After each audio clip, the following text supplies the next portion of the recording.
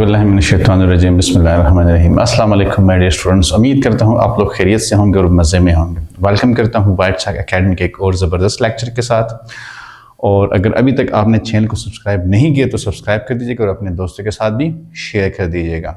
आज का जो हमारा लेक्चर है that is Dalton law of partial pressure, gases chapter से है और इसमें Boyle's law, Charles law, Graham law of diffusion and effusion. Now today is the what Dalton law of partial pressure, और इसके एप्लीकेशंस भी मैं आपको एंड में बताऊंगा कि Dalton law of partial pressure के एप्लीकेशंस क्या है, उस पर भी इंशाल्लाह हम इसमें बात करेंगे। सबसे पहले हम स्टार्ट कर लेते हैं Dalton law of partial pressure को। तो Dalton law of partial pressure के मुताबिक कि हमारे पास अगर कोई सपोज हम कर लेते हैं स्टेटमेंट, मैं आपको लिखने से ज़्यादा कोशिश करूंगा कि आपको ये समझ आ जाए, ठीक है, कि स्टेटमेंट में क्या कहते हैं। स्टेटमेंट में बेसिकली कहा जा रहा है कि हम सपोज करते हैं कि हमारे पास एक इस तरह का जो है ना वो कंटेनर है और इस कंटेनर में हमारे पास गैस पार्टिकल्स है। ये हमारे पास एक कंटेनर है और इस कंटेनर में हमारे पास गैस पार्टिकल्स मौजूद है, ठीक है। ये हम कहते हैं कि गैस पार्टिकल्स। अब gas particles ions, atoms, molecule सारा कुछ हो सकता है, ये यहां पे मौजूद है। अब हम देखते हैं कि पार्शियल प्रेशर या जो है ना वो टोटल प्रेशर किस तरह का होता है और डाल्टन लॉ इसको कैसे सम अप करता है। अब यहां पे आप देखें तो हर एक जो इंडिविजुअल गैस होता है ये रैंडम मोशन करता है। क्या करता है? एक रैंडम मोशन में होता है, क्योंकि हमने काइनेटिक मॉलिक्यूलर थ्योरी में पढ़ा था कि हमारे पास जो गैस पार्टिकल होते हैं वो रैंडम मोशन में होते हैं। अब जब ये रैंडम मोशन करते हैं तो ऑब्वियसली ये गैस पार्टिकल एक दूसरे के साथ स्ट्राइकिंग भी करेंगे। तो जब इनकी स्ट्राइकिंग होती है हम कहते हैं कि ये कोलिजन करते हैं, ये एक दूसरे के साथ कोलाइड होते हैं। जब ये कोलिजन करते हैं तो उस कोलिजन की वजह से ये क्या करते हैं, ये on the walls of the container are one another क्या करते हैं, प्रेशर एक्सर्ट करते हैं। क्या करते हैं? प्रेशर एक्सर्ट करते हैं। अब ये प्रेशर किस पे एक्सर्ट करते हैं? तो ये वॉल ऑफ द कंटेनर भी होता है और पार्टिकल एक दूसरे पे भी करते हैं। अब हम सपोज करते हैं कि ये जो सारे प्रेशर मिला के एक टोटल प्रेशर बनाता है। क्या बनाता है? टोटल प्रेशर बनाता है। मतलब यह है कि हर एक पार्टिकल का particle 1, particle 2, particle 3, particle 4, particle 5, particle 6 particles है। अब ये 6 पार्टिकल्स के हर एक के प्रेशर को अगर हम कंबाइन करें तो ये एक टोटल प्रेशर बनाता है। अब ये टोटल प्रेशर किसके बराबर है? तो ये टोटल प्रेशर बराबर होता है particle 1, particle 2, particle 3, particle 4, particle 5 and particle 6। ये 6 पार्टिकल्स का मजमूई प्रेशर हमारे पास टोटल प्रेशर के बराबर होता है। अब हम Dalton law of partial pressure में क्या करते हैं, हम कहते हैं कि जब हमारे पास गैसेस का इस तरह का मिक्सचर हो, क्या हो? मिक्सचर ऑफ गैसेस हो। तो मिक्सचर ऑफ गैसेस में हम देखते हैं कि हमारे पास जो हर एक इंडिविजुअल पार्टिकल का प्रेशर होता है वो मिला के तो जो हमारे पास टोटल प्रेशर होता है वो इन पार्टिकल्स के सम के बराबर होता है। तो कैसे सम के बराबर होता है? अब आप इसको देखिए, हमने कहा पार्टिकल 1 तो plus, particle 2 plus, particle 3 plus, particle 4 plus, particle 5 and plus, तो ये सम आ गया। एडिशन जिस तरह हम बात करते हैं तो ये एडिशन है, तो हर एक के प्रेशर के बराबर होता है। आप लोग परेशान क्यों हैं? मैं आपको एक सिंपल मतलब फॉर्मूला बताता हूं। हम कहते हैं कि हमने यूं बैट पकड़ा हुआ है, दोनों हाथों से बैट पकड़ा हुआ है। जब हम हिट लगाते हैं तो अगर हमसे कोई पूछे कि भाई आपने लेफ्ट हैंड यूज किया, राइट हैंड यूज किया, आप कह देना कि जो फोर्स मैंने एग्जर्ट किया मैंने दोनों हैंड्स इस्तेमाल किए, लेफ्ट और राइट दोनों। हां, एक का मैग्नीट्यूड ज्यादा हो सकता है। अगर आप राइट हैंडर है तो आप मतलब ये बॉटम हैंडेड पैर है, आपने जो राइट हैंड है बॉटम वो ज्यादा इस्तेमाल है, क्योंकि ये लेफ्ट आपका फिर अप आएगा, ठीक है। सिमिलरली अगर आप लेफ्ट हैंडर है तो आपका लेफ्ट हैंड नीचे आएगा, बॉटम हैंड होगा, और दूसरा टॉप हैंड होगा। तो आपका जो बॉटम का है तो वहां पे आपका जो है ना वो फोर्स कम होता है और जो ऊपर वाला हैंड होता है उसका फोर्स ज्यादा होता है। तो मैग्नीट्यूड में फर्क आ सकता है, लेकिन रोल दोनों का है। आपकी डीएमसी आ गई है। अब डीएमसी में आपसे कोई पूछे कि भाई टोटल मार्क्स कितने हैं, आप कह देना कि 90% है, जो कि आने चाहिए, ठीक है। आप इतनी मेहनत जो करते हैं। अब 90% मार्क्स अगर आपसे कोई पूछे कि भाई किस सब्जेक्ट के है, तो आप कह देना कि सारे सब्जेक्ट्स के मिला के 90% मेरा बनता है। फिर उसमें किसी सब्जेक्ट के 95 होंगे तो किसी की 85 होंगे, किसी की 90 होंगे तो किसी की 80 होंगे, तो सबका एवरेज मिला के फिर आपका वो जो है बन जाता है।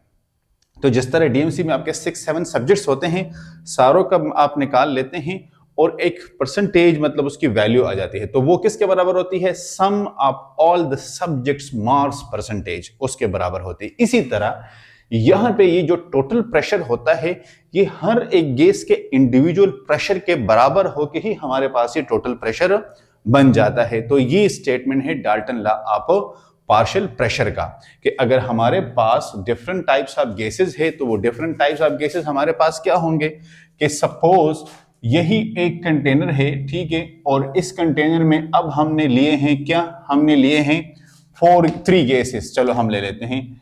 तो ये हमारा जो है ना वो आ गया है गैस ए, ये हमारा आ गया है गैस बी, और ये नीचे वाला हमारा आ गया है गैस सी।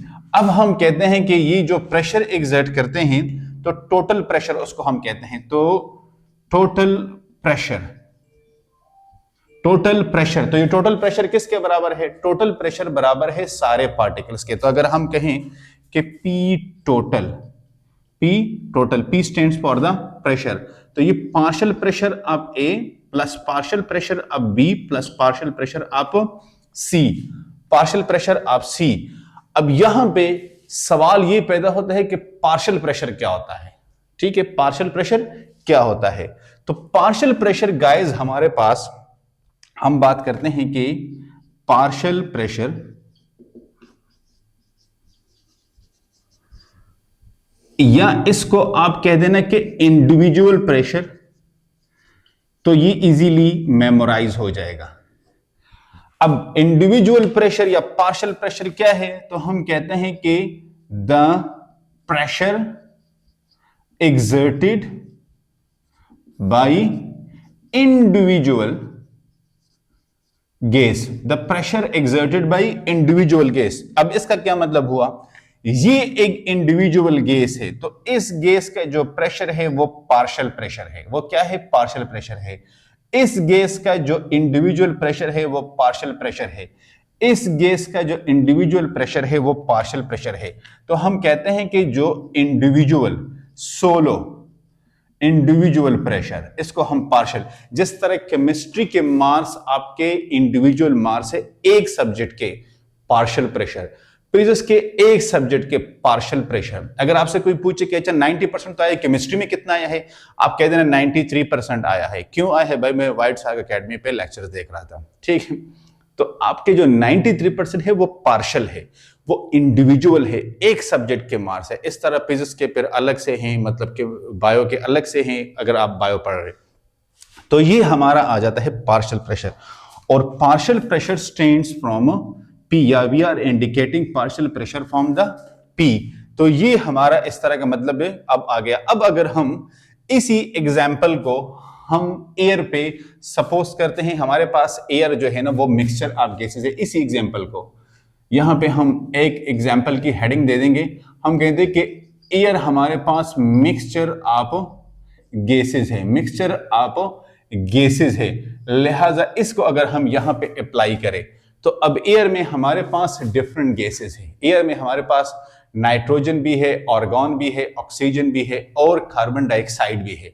तो इन सारे गैसेस का फिर हम कैसे, मतलब यह है कि जो परसेंटेज होता है वो हमारे पास क्या बनता है और हम कैसे इसको कैलकुलेट कर सकते हैं। तो चलो उसमें थोड़ा सा मैथमेटिकल कैलकुलेशन आ जाता है, लिहाजा वो मैं इसका बाद आपको करवा देता हूं। पहले अब इसका स्क्रीनशॉट ले लें कि हमारे पास Dalton law of partial pressure का स्टेटमेंट क्या है, कि जितने भी हमारे पास गैसेस होते हैं किसी सिलेंडर में, एयर में, कहीं पे भी, उसके जो इंडिविजुअल प्रेशर है उसको जमा करके आप एक टोटल प्रेशर बनाते हो, ठीक है। तो वो टोटल प्रेशर बराबर होता है सारों के सम ऑफ द इंडिविजुअल, जितने भी है सम ऑफ द इंडिविजुअल, सारों को आप ऐड करें।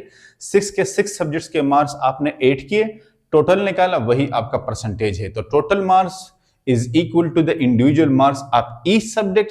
Similarly, total pressure is equal to the partial pressure of all the components present in that mixture। Screenshot ले लें, इसके बाद मैं आपको क्या करवाता हूं, air is a mixture of gases, और एयर में कितने परसेंट में कौन से गैसेस मौजूद हैं हम उसको कैलकुलेट कैसे कर सकते हैं। अच्छा गाइस, अब आप देखिए, हम एग्जांपल ले लेते हैं किस चीज का, एयर का। ठीक है, अब एयर हमारे पास मिक्सचर ऑफ गैसेस है। क्या है? मिक्सचर ऑफ गैसेस है। डिफरेंट गैसेस हमारे पास एटमॉस्फेयर में मौजूद है। डिफरेंट गैसेस हमारे पास एटमॉस्फेयर में मौजूद है। फॉर एग्जांपल हम बात कर लेते हैं, हमारे पास ये एटमॉस्फेयर है। ठीक है, अब इस एटमॉस्फेयर में हमारे पास ऑर्गन भी मौजूद है, हमारे पास O2 भी मौजूद है, हमारे पास N2 भी मौजूद है, हमारे पास CO2 भी मौजूद है। ये गैसेस हमारे पास एयर में मौजूद है। अब हम इनकी अगर परसेंटेज की बात करें तो हमारे पास 78.08% ये क्या है? ये नाइट्रोजन है। क्या है? नाइट्रोजन। 78.08% ये इसकी हमारे पास कॉन्सेंट्रेशन है। सिमिलरली 0.93% हमारे पास ऑर्गन है। कितना है? 0.93%। अच्छा, अब इसमें हमारे पास ऑक्सीजन और कार्बन डाइऑक्साइड भी है, तो 20.95% हमारे पास क्या है? ये हमारे पास ऑक्सीजन है। 20.95% ऑक्सीजन है और 0.03% हमारे पास कार्बन डाइऑक्साइड है। अब ये इस कंसंट्रेशन में हमारे पास एयर में ये सारे गैसेस मौजूद है। और इसके अलावा हम एक वर्ड इस्तेमाल करते हैं, ट्रेसेस ऑफ गैसेस। ठीक है, तो वो क्या है कि मैनी मोर अदर गैसेस। तो अब हम ये जो मैनी मोर अदर गैसेस होते हैं, इसको हम कहते हैं traces of gases. Traces of gases ये भी मौजूद होते हैं। अब यहां पे हम बात करते हैं कि हमारे पास अगर हम टोटल प्रेशर निकालना चाहते हैं तो हम लिखते हैं कि P एटमॉस्फेयर। P एटमॉस्फेयर ये किसके बराबर होता है?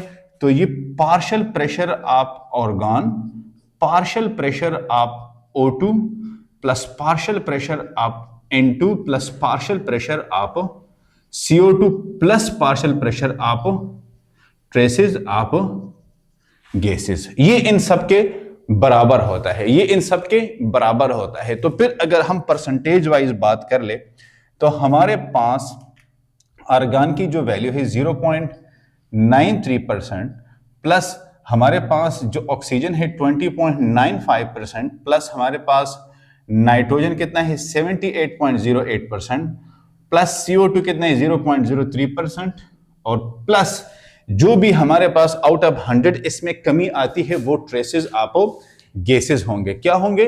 ट्रेसेस ऑफ गैसेस होंगे। अब हम इस मिक्सचर को कैलकुलेट करते हैं, लेकिन इसको हम अप्लाई करेंगे जर्नल गैस इक्वेशन पे, जो आइडियल गैस इक्वेशन है उस पे अप्लाई करेंगे।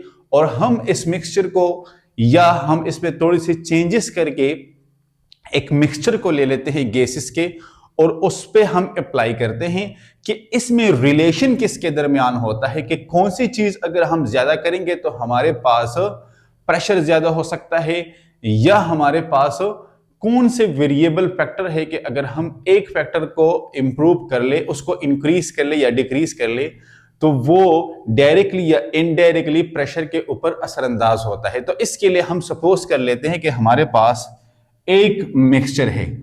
अब उस मिक्सचर ऑफ गैसेस में हमारे पास क्या मौजूद है? उसमें हाइड्रोजन है, ऑक्सीजन है एंड मीथेन है।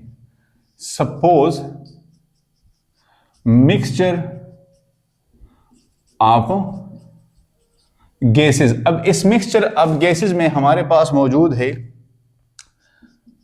H2, O2, CH4। ये 3 गैसेस हमारे पास मौजूद है। अब इन 3 गैसेस को हम अप्लाई करते हैं जर्नल गैस इक्वेशन पे और we can say ideal gas equation पे। तो आइडियल गैस इक्वेशन में क्या कहते हैं? आइडियल गैस इक्वेशन हमारे पास है PV is equal to nRT। PV is equal to nRT। अब हम लेते हैं सबसे पहले H2 के लिए इस इक्वेशन को, तो हम कहते हैं कि प्रेशर, ठीक है। अब प्रेशर हमारे पास किसका है, तो ये प्रेशर हमारे पास H2 का है, और वॉल्यूम कांस्टेंट है क्योंकि हमने एक कंटेनर में सारा कुछ लिया, तो वॉल्यूम कांस्टेंट है हमारे पास।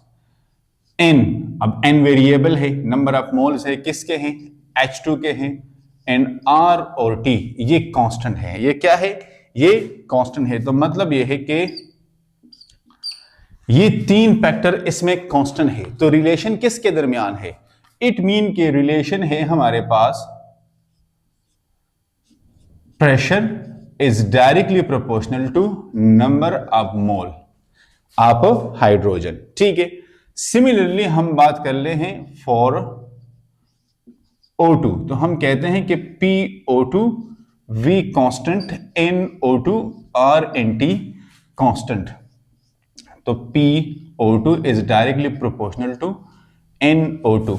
Similarly for CH4, तो PCH4V NCH4RT, PCH4 is directly proportional to NCH4। ये एक रिलेशन हमने डेवलप किया। अब इस रिलेशन को अगर हम देखें तो इसमें हम कहते हैं कि जो प्रेशर ऑफ गैसेस है, देखिए हम कहते हैं कि suppose according to above all equations, so pressure of gas is directly proportional to number of moles of that gas। मतलब यह है कि जिस गैस की प्रेशर की हम बात करते हैं उसका नंबर ऑफ मोल उसके साथ डायरेक्टली प्रोपोर्शनल है। कहने का मतलब यह है कि अगर हम नंबर ऑफ मोल को इंक्रीज करेंगे तो उसके साथ हमारे पास जो प्रेशर होगा वो भी इंक्रीज होगा। तो सपोज अगर हम क्वांटिटी, नंबर ऑफ मोल क्या है आपके पास, क्वांटिटी है, अगर आप क्वांटिटी को इंक्रीज करेंगे ऑब्वियसली आपके पास प्रेशर इंक्रीज होगा। क्यों, सपोज आपने 10 पार्टिकल्स लिए हैं, 10 की बजाय आप 15 पार्टिकल्स, तो 10 पार्टिकल के कोलिजन स्ट्राइकिंग से जो प्रेशर एक्सर्ट होता है तो 15 का उससे ज्यादा होगा। आ रही ना समझ में बात। सपोज हम कहते हैं कि भाई आपके जो है ना 6 सब्जेक्ट्स में 1000 मार्क्स है, अब 7 सब्जेक्ट आया तो 7th में ऑब्वियसली आपके मार्क्स 1000 से ऊपर जाएंगे। अगर एक को अब नीचे लेके सब्ट्रैक्ट करेंगे, ठीक है, उसमें से निकालेंगे तो आपके मार्क्स नीचे आ जाएंगे। कहने का मतलब यह है कि जब आप क्वांटिटी को इंक्रीज करेंगे तो प्रेशर आपके पास एक क्वांटिटी है, क्योंकि ये तो आप एक एडिशन से आपके पास एक चीज आ रही है ना, तो ऑब्वियसली क्वांटिटी इसके साथ इंक्रीज होगी। तो लिहाजा यहां पे हमने ये एक रिलेशन डेवलप किया। अब अगर हम कहें कि भाई हमने टोटल प्रेशर इसमें से निकालना है, इसी इक्वेशन में से हमने टोटल प्रेशर निकालना है, तो कैसे निकालेंगे, तो यहां पे हम लिख लेते हैं कि टू गेट टोटल प्रेशर, इसी मिक्सचर में से टू गेट टोटल प्रेशर, तो हम कैसे निकालेंगे, तो हमने तो बड़ा सिंपल इक्वेशन पढ़ा है कि P, तो ये हमारे पास आ जाएगा टोटल, तो ये बराबर है partial pressure of O2, partial pressure of H2 और पार्शियल प्रेशर ऑफ CH4। अब इनका पार्शियल प्रेशर किसके बराबर है, तो इनका पार्शियल प्रेशर हमने पढ़ लिया है कि ये हमारे पास बराबर है कि NH2, ठीक है। अब NH2 तो ये किसके बराबर हो जाएगा, ये बराबर हो जाएगा कि NH2RT, और P के साथ जो V था तो वो नीचे आया, प्लस सॉरी NO2 है, O2 अब आया NH2RT divide by V plus NCH4RT divide by V।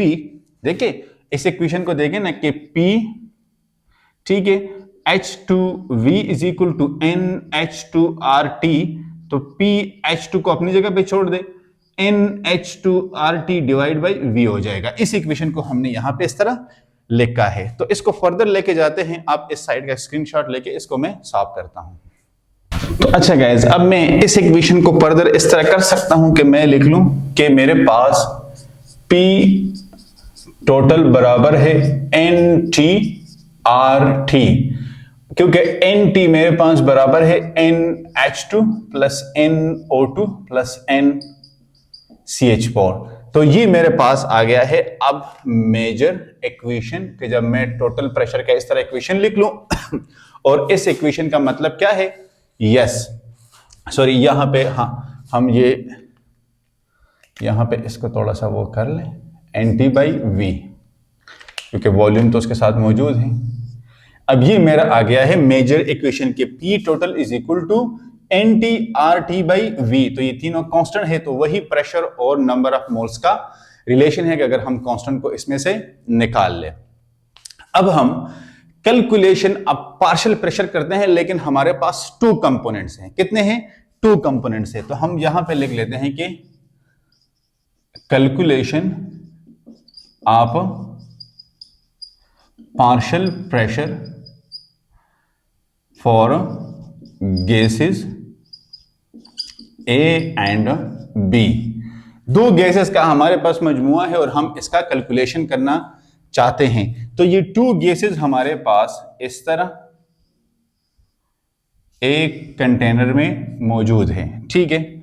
तो यहां पे आ गया है gas A and gas B, और इसको हम कहते हैं मिक्सचर। क्या कहते हैं? मिक्सचर, क्योंकि जब गैस एक से ज्यादा हो तो वो मिक्सचर बनाते हैं, ठीक है। फिर होमोजीनियस और हेट्रोजीनियस अलग अलग होते हैं। अब इसके जो हमारे पास वॉल्यूम है V है और टेम्परेचर तो गिवन टेम्परेचर होता है। क्या होता है? गिवन टेम्परेचर होता है। एक ही टेम्परेचर पे हम ये सारा कुछ कर रहे होते हैं, क्योंकि टेम्परेचर आप इंक्रीज करेंगे तो उसके साथ प्रेशर का रोल होता है, ठीक है। कम या ज्यादा फिर ये मतलब उसके ऊपर असर पड़ता है, क्योंकि काइनेटिक एनर्जी इंक्रीज होती है टेम्परेचर इंक्रीज करने के साथ। अब हम देखते हैं कि हमारे पास इसका नंबर ऑफ मोल क्या है, इसका पार्शियल प्रेशर क्या है, इसका टोटल नंबर ऑफ मोल इसके क्या है और टोटल प्रेशर क्या होगा। तो देखें हमारे पास नंबर ऑफ मोल्स, तो ये है Na एंड Nb, ठीक है। अब पार्शियल प्रेशर क्या होगा? तो पार्शियल प्रेशर हमारे पास बराबर होगा Pa एंड Pb। फिर एडिशन वाली बात वो तो मतलब ये है कि आपको क्लियर है, मैं इस कंपोनेंट की बात कर रहा हूं। ये यहां पे होगा टोटल नंबर ऑफ मोल्स, तो ये NT होगा। टोटल प्रेशर किसके बराबर होगा? तो ये PT के बराबर होगा। ये तो मैंने इसके लिए मतलब जो मेन चीजें थे वो लिख लिए। अब मैं इसके ऊपर आइडियल गैस इक्वेशन को अप्लाई करूंगा और फिर हम देखेंगे, क्योंकि आइडियल गैस की बात हो रही है लिहाजा हम आइडियल गैस इक्वेशन को अप्लाई करेंगे। तो मैं यहां पे लिख लूंगा कि अप्लाइंग आइडियल गैस इक्वेशन। तो आइडियल गैस इक्वेशन मेरे पास क्या है? वो है कि PV is equal to nRT। तो अगर आपने ये वाला साइड मतलब ये है कि लिख दिया है, तो इसको हम साफ कर लेंगे, ठीक है। और यहां पे इस कैलकुलेशन, क्योंकि आप अब हमारे पास ये जो मिक्सचर है, तो हम देखते हैं कि इससे हम मोल फ्रैक्शन का कैलकुलेशन प्रूव कर सकते हैं कि नहीं। तो उसके लिए अब हम ये जो 2 गैसेस हमने लिए हैं इसकी हम कैलकुलेशन करते हैं कि आया इसमें से हमारे पास वो निकल आता है कि नहीं मिक्सचर ऑफ गैसेस का, ठीक है। तो ये PV is equal to nRT। तो अब यहां पे मैं लिख सकता हूं कि PTV is equal to NTRT।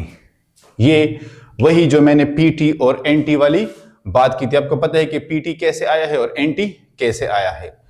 अब ये मेरा आ गया है इक्वेशन नंबर 1। इक्वेशन नंबर 2 में मैं बात करता हूं कि PAV NART। अब ये मैंने कर दिया है किसके लिए? ये मैंने कंपोनेंट A के लिए कर दिया है। अब मैं कंपोनेंट B के लिए भी कर देता हूं, क्योंकि हमें ऑलरेडी पता है कि रिलेशन प्रेशर और नंबर ऑफ मोल्स का है, ये दोनों वेरिएबल है। The rest are constant, the rest are constant. So अब हम इक्वेशन 2 को 1 पे डिवाइड करते हैं। सो हम लिख देते हैं कि divide equation 2 on 1, divide equation 2 on 1। तो क्या आ जाएगा? तो 2 में हमारे पास है कि P A V is equal to N A R T, तो ये पी टी वी हो जाएगा और ये हमारे पास आ जाएगा कि एन टी आर टी, ये इसके बराबर आ जाएगा।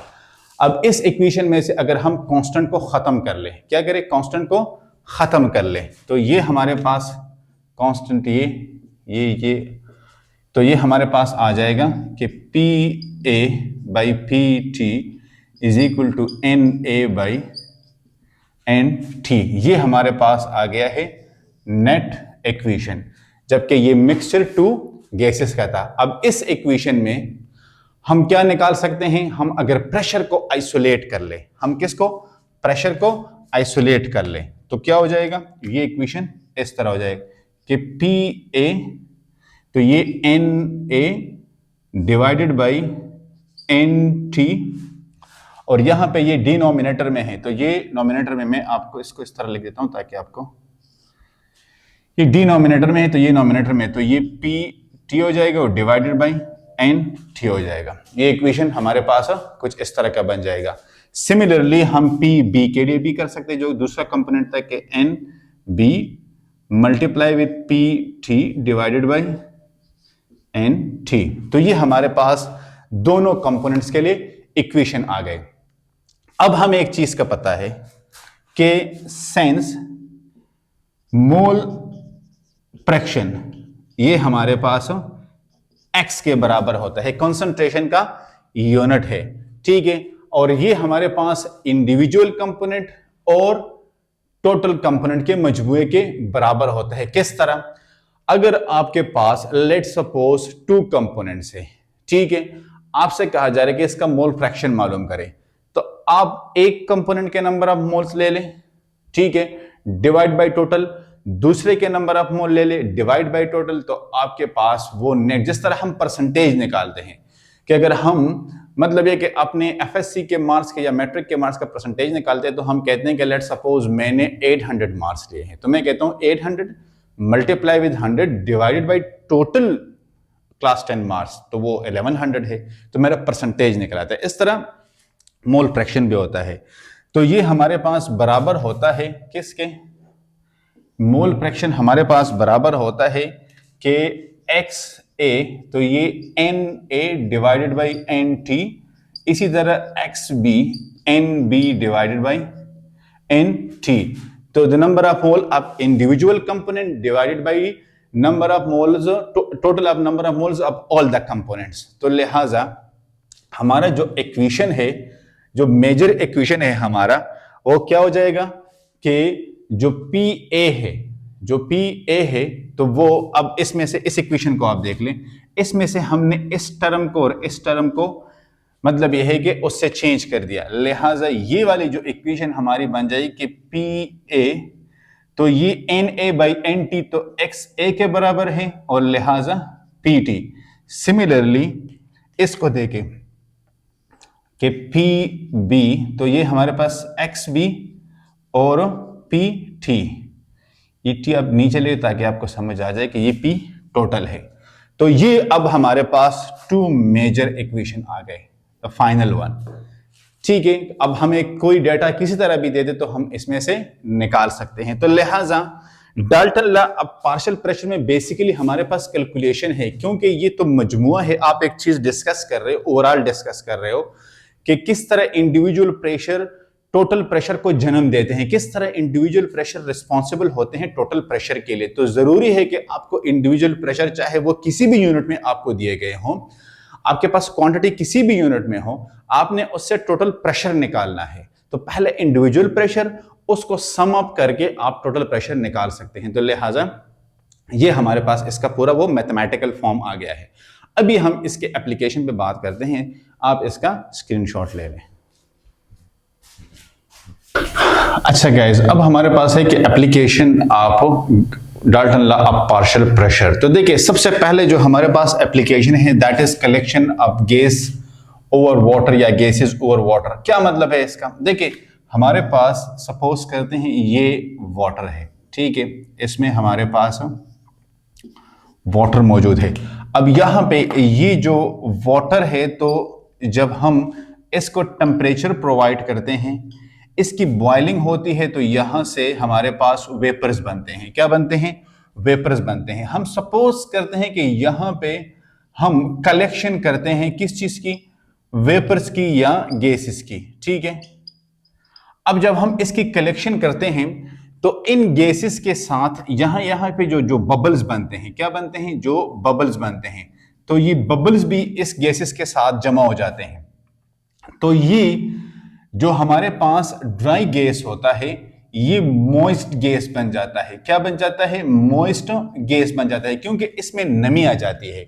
इस ड्राई गैस के साथ वाटर के वेपर्स कंबाइन हो जाते हैं, ड्रॉप्स कंबाइन हो जाते हैं। तो लिहाजा अगर आपने देखा होगा तो जब भी आप डेगची के ऊपर इस तरह हाथ रख लेते हैं तो वो वेट हो जाता है, क्योंकि ये जो गैस होता है ये मॉइस्ट गैस होता है। मॉइस्ट गैस हम किसे कहते हैं? कि जब ड्राई गैस के साथ वाटर कंबाइन हो जाता है, वाटर ड्रॉप्स कंबाइन हो जाते हैं तो उसको मॉइस्ट गैस बनाते हैं। फिर जब हमारे पास ये मॉइस्ट गैस हमारे पास जब प्रेशर डालता है, जब ये प्रेशर डालता है वाटर पे, तो इसको हम क्या कहते हैं? इसको हम कहते हैं एक्वस सॉल्यूशन। क्या? Aqueous solution. या जब हम इस मॉइस्ट गैस को सेपरेट करते हैं तो इसको हम कहते हैं एक्वस सॉल्यूशन। क्या कहते हैं? Aqueous solution. तो लिहाजा अगर हम इसकी कैलकुलेशन करें कि इसमें से हम गैसेस को अब कैसे निकालेंगे, तो हम लिख लेंगे कि प्रेशर, तो ये मॉइस्ट पहले आ जाएगा, तो ये किसके बराबर होता है? तो ये बराबर होता है हमारे पास ड्राई गैस के प्लस वाटर वेपर्स के। प्री ये partial pressure of dry gas, partial pressure of vapours किसके? H2O वाटर के, इसके बराबर होता है। लिहाजा अब इसमें से हम कहते हैं कि ये जो P मॉइस्ट होता है, ठीक है, तो अब ये किसके बराबर होता है? लिहाजा P मॉइस्ट, तो ये P ड्राई गैस और ये aqueous solution, P aqueous solution, ये इसके बराबर होता है। अब हम यहां पे कहते हैं कि फिर ड्राई गैस हम कैसे निकालेंगे इसमें से? तो इस ड्राई गैस को अपनी जगह पे रख लें, तो P ड्राई गैस ये बराबर हो जाएगा P moist minus aqueous solution. अब यहां पे जो प्रेशर, तो इक्वस टेंशन उसको कहते हैं। मैंने इक्वस वो कहा था, इक्वस टेंशन है basically.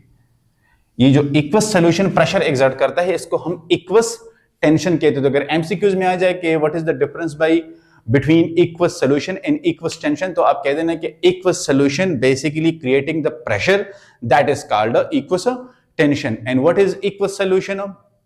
So the dry gas plus the moist both are making the aqueous solution. तो इस तरह हम इस इक्वेशन के जरिए ड्राई गैस निकाल सकते हैं, ठीक है। सेकंड हमारा है कि प्रोसेस ऑफ रिस्पायरेशन। कभी आपने इस पे मतलब यह है कि कंसंट्रेट किया है कि जो टू प्रोसेस ऑफ रिस्पायरेशन है ये कैसे काम करता है? देखिए हमारे जो लंग्स होते हैं, ठीक है, तो लंग्स में ऑक्सीजन की जो कंसंट्रेशन है वो है 116 टार, 116 टार। और जो एटमॉस्फेयर में हमारे पास ऑक्सीजन मौजूद होता है वो है 159 टार। वी नो दैट के हायर कंसंट्रेशन से चीजें लोअर कंसंट्रेशन की तरफ जाती है। तो एटमॉस्फेयर में 159 टार है। इंटरनली जो हमारे पास पार्शियल प्रेशर है लंग्स में ऑक्सीजन के दैट इज 116 टार। लिहाजा 159 से 116 की तरफ चला जाता है, 159 से 116 की तरफ चला जाता है। And that is the reason कि हमारे पास क्या होता है? यस, हमारे पास जो इनहेलिंग है वो ऑक्सीजन की होती है। अब इसी को आप रिवर्स कर ले तो हमारे पास जो कार्बन डाइऑक्साइड है तो वो लंग्स में ज्यादा होती है, एटमॉस्फेयर में 0.03% होती है, लिहाजा लंग्स से वो बाहर आती है। तो जब हम इनहेलिंग ऑक्सीजन की करते हैं, एक्सहेलिंग हम जो है ना कार्बन डाइऑक्साइड की करते हैं। तो ये पार्शियल प्रेशर यहां पे इस्तेमाल हुआ है, लिहाजा इसलिए हम कहते हैं कि one of the Dalton law of partial pressure application. अब थर्ड और फोर्थ भी इसके साथ मैं करता हूं, इसका आप स्क्रीनशॉट ले लें।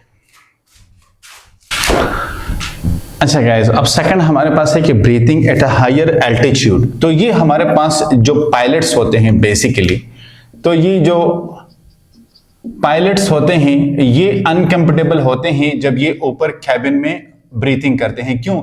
वहां पे जो प्रेशर होता है 150 टार होता है और नॉर्मल कंडीशन में हम यूज्ड टू है 159 टार। तो ये जो थोड़ी बहुत कमी होती है इसकी वजह से ये ब्रीथिंग वहां पे अनकंफर्टेबल होता है। ठीक है, या हमारे पास जब ये फोर्थ वन के जो डीप सी ड्राइवर्स हैं, जब डीप सी ड्राइवर्स हैं, तो डीप सी ड्राइवर्स क्या करते हैं?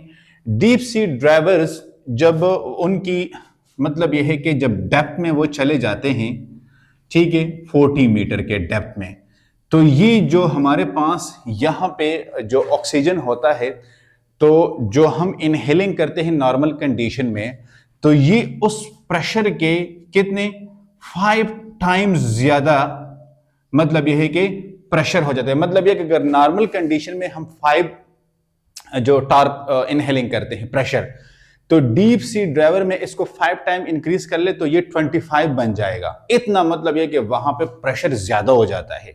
लिहाजा इनके जो टैंक्स होते हैं, ऑक्सीजन टैंक्स होते हैं, तो इन ऑक्सीजन टैंक्स में अगर आपसे कोई पूछे कि इसमें कौन सा एयर है, तो इसमें नॉर्मल एयर बिल्कुल भी नहीं है। नॉर्मल एयर बिल्कुल, क्योंकि नॉर्मल एयर का तो फिर ये क्या बन जाता है, ये तो फिर एक्स्ट्रा ऑर्डिनरी लिमिट बन जाती है। अगर जो नॉर्मल एयर हम इनहेलिंग करें और इसको वहां पे ये 5 टाइम इंक्रीज हो जाता है, तो हम तो यूज टू नहीं है उसके साथ, वो तो फिर बड़ा डेंजरस है।